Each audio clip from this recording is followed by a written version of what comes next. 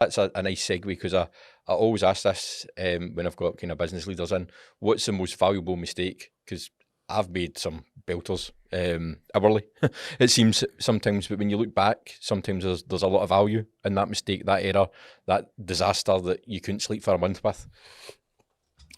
The biggest mistakes that I made was on the financial side, not realising the real value of cash in a business. And building a cost base too great. But fortunately, I had Graham who would say, Ricky, like, we need to stop this.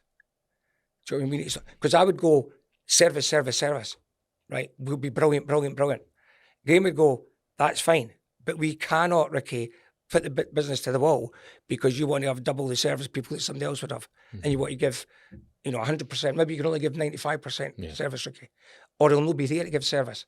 So that was a weakness that I had historically, going back, and not clicking, not really realising what the impact of the financials in the business.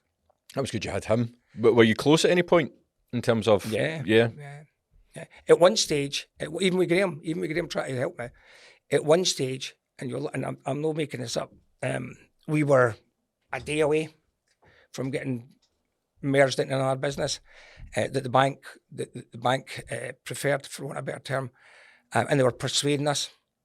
And Graham said, Ricky, the bank are controlling us to a degree. What they're offering, it was to merge with an IT company, right? I disappeared in 2-3 years later, and I was really against it. And I was out at Hibs thing, so I was at Hibs thing one night, and Ian Blackford, Ian said, how's Ricky? And at that time, I'm really friendly with Ian, but at that time, I knew Ian because he's Hibs, right? Because he loves Hibs, so we're talking. Anyway, he said to me, how's things? I said, fine. How's things? I just said, fine. He went, no, eh? I said, what do you mean, no? I can tell, Ricky. What's wrong? I said, Ian, I can't talk about, we've signed NDAs and we're days away. He went, what do you mean you've signed NDAs and you're days away? Is it something you like and something you want? I said, no, but I've got a little option. And Ian said, is it a financial problem you've got? I said, aye. He says, right, I'll give you $500,000. Or $1 million. What do you want? What do you need? Is $500,000 enough?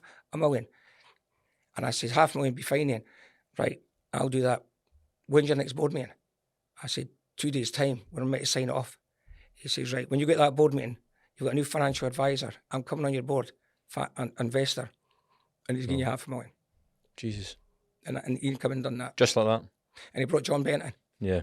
And it's funny because Ian and John's obviously a Rangers man. Ian's obviously an Independence guy. And they're best pals. And they disagree, clearly. Because John thinks they should be a statue of Margaret Thatcher in Glasgow. Genuinely, he does. I said, John, it's impossible. But anyway, and Ian... It is impossible. Anyway, because he thinks Thatcher changed the world for the better, in his opinion. Ian clearly thinks opposite, But they're best pals. And the two of them came in. And I asked Ian later on why. He says, because I trust you. But I also know the market, Ricky. I understand that market. And that there's an opportunity in that market. And I've met you enough now where I trust you and people talk highly of you. And it's something, so I'll back you. And he did. He came in. It's amazing, just a chance. And that was...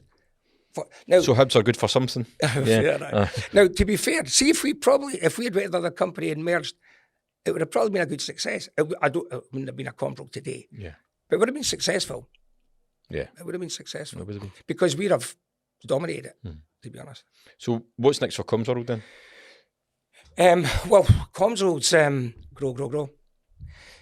We're winning more and more in the public sector areas.